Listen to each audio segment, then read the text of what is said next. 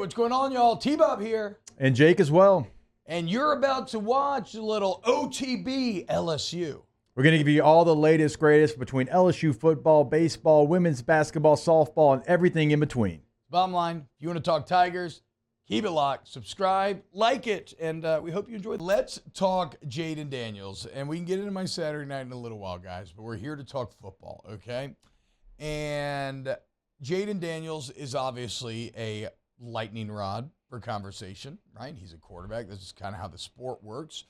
But this year, it has seemed, and I'm not saying that he's played perfect, because certainly against Florida State, I bet you he'd want that first red zone possession back. I mean, I know he wants that fade throw back, right? Like so that he has not been perfect, but kind of on the whole, he's been damn near. Or maybe this is the better point I'm trying to make, Jake. It is vastly different than last year. And there's maybe no better way for me to prove this to you than to look at Mississippi State box score from last season and Jayden Daniels' stat line and look at the stat line from this season. And because look, Zach Arnett should get paid to host a masterclass on how to ruin an offense. It is unreal. Like, Will Rogers is going to end up benched, guys. Yeah. Like, it's crazy.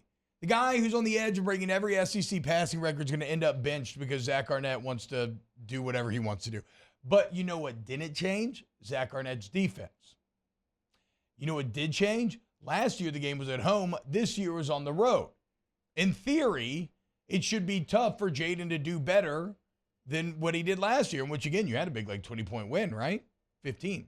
So, what did Jayden, and this is all an exercise in proving that what you've seen out of Jayden Daniels this year is much better than what you saw last season. Last year against the Bulldogs, Daniels ends up 22 of 37. Mm-hmm. So for just 210 yards, 1 touchdown. Very tiny, short yards per attempt, kind of trying to be overly safe.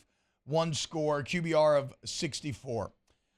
He also had 16 carries for 93 yards and a touchdown, so that's pretty great. But this year, 30 of 34 for 361 yards, 2 touchdowns, QBR of 95. So you complete, what's that? That's about you're about at 60% last year. What's 30 of 34? I mean, it's got to be like 85 or somewhere around there. So then you jumped over 80%. You go from 210 yards to 361 yards. 88.2.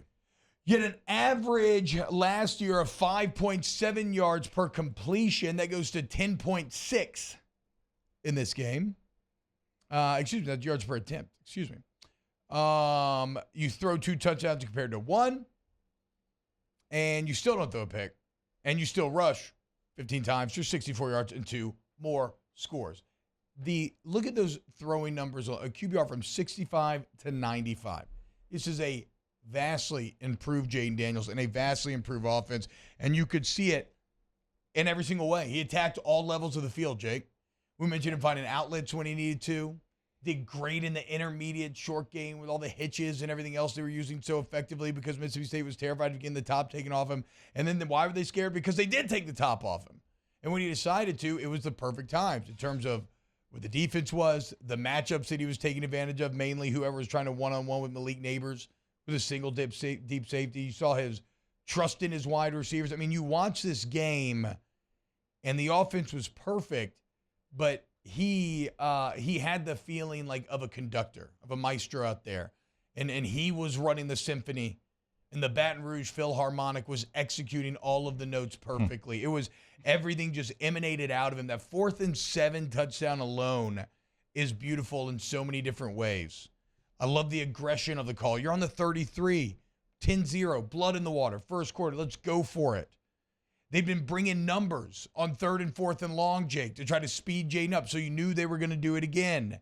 The pass rush actually ends up getting there because of an MA from Dellinger and Campbell not getting on the right depth on their twist. And what does he do?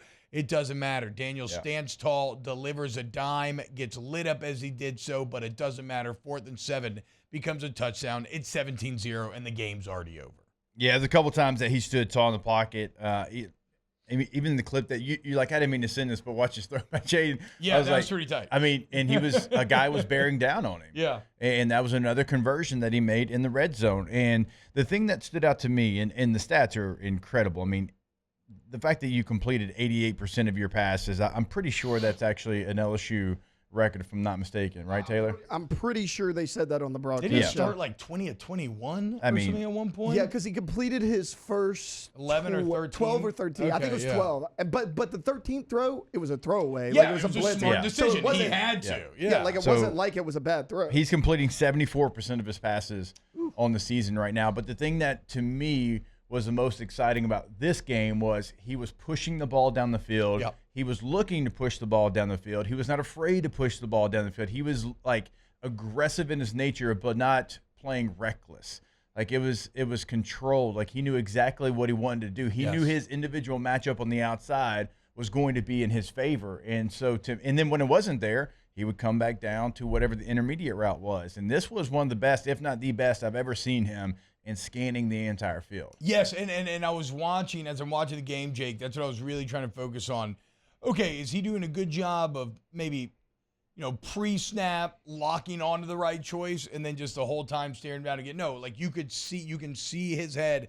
You can see him working his progressions. You can see him looking off safeties when he whips back and throws the deep ball to Malik on the fourth one at the end, on the fourth deep ball especially. Like, so, no, Jayden is – this is the improvement that I was expecting to see when we went over all the reasons for why he should be so much better. And admittedly, look, it's going to be almost impossible to replicate the stat line. I'm not saying that you should expect 30, 34, 360 ball, all that stuff.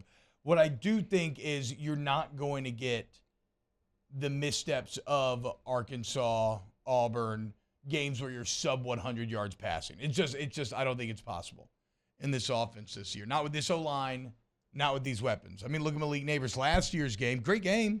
6 catches for 76. Yeah. No scores. This game, 13 for 239 and 2 touchdowns, almost 3.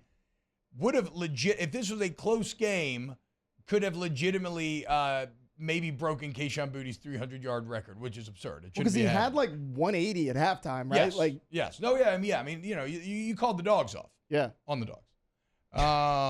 But yeah, Malik Neighbors, incredible. Brian Thomas continues to impress.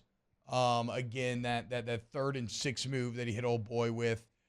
Chris Hilton's going to keep having big moments. Chris Hilton actually had a really nice block on that 4th and 2 jet sweep to help get the conversion. So the offense was pretty much perfect.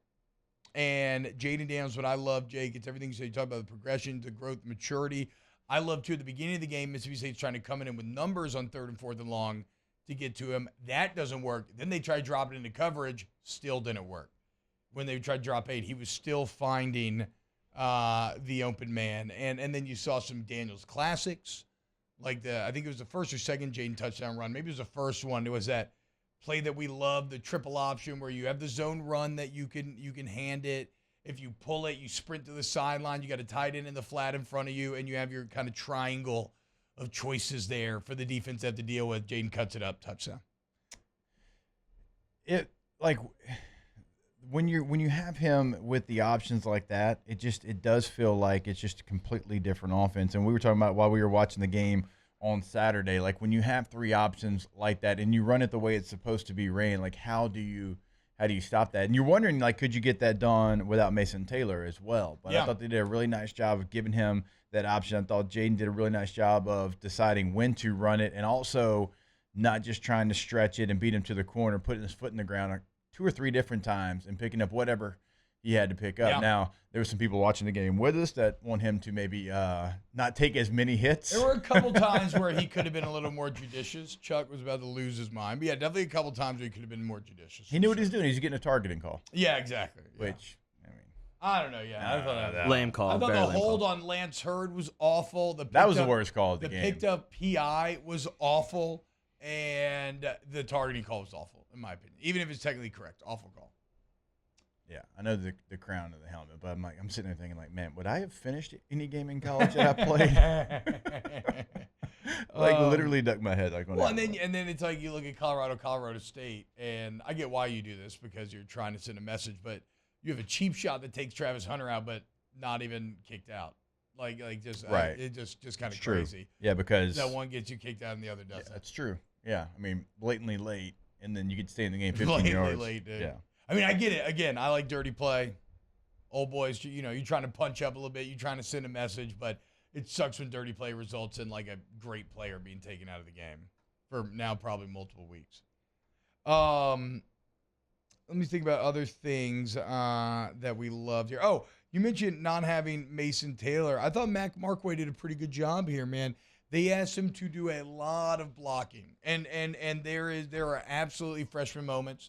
A few times he's too close to the line. He's running his O-lineman in the backfield, trying to go for that kind of like, what you call it. It almost feels like a pulling guard on counter, a little kick out. But he does. I feel like he was successful more often than not. He does have a great body for that job to be the kind of blocking tight end that can still do enough in the pass game so you can't just completely discount him. It didn't seem like he had a ton of MAs. I mean, what was it, the 4th and 1 when they had to call timeout when he ran on the field? Yeah. You never want, as a true freshman, the head coach zeroed in on you. Well, he was talking to him. Brian Kelly was talking to him. It was really in the first quarter, I think it was. Yeah. Multiple times, that was the first guy off the field that he was going to go talk to. Yeah. And so, after that, it felt like, okay, well, that slowed down as the game slowed down for him. And it does make sense. And Brian Kelly's had, obviously a long list of very successful tight ends. And there's something he sees in this young tight end group. He's talked about it many times. But I thought for a couple of true freshmen on both sides of the football, I thought everyone kind of handled the situation because that's not an easy place to play. True. It's a unique place with the cowbells, the whole deal. And I thought they handled that situation pretty well considering, you're replacing a Mason Taylor who's an all-SEC preseason guy, and then Whit Weeks, you're replacing an Omar Spades who's an all-conference guy as well. Yeah, so again, really good blocks at some points for his age already. Great build, plays hard, makes some mistakes, but they're all very fixable. Ultimate tight end build. Mistakes. You're right. He looks like a tight end. Wow, Jake, what incredible takes. I mean, those guys, they're just the best. I think so. And if you think so, again, hit the like button, subscribe, ring the bell so you get notifications when we post every single day here on OTB LSU.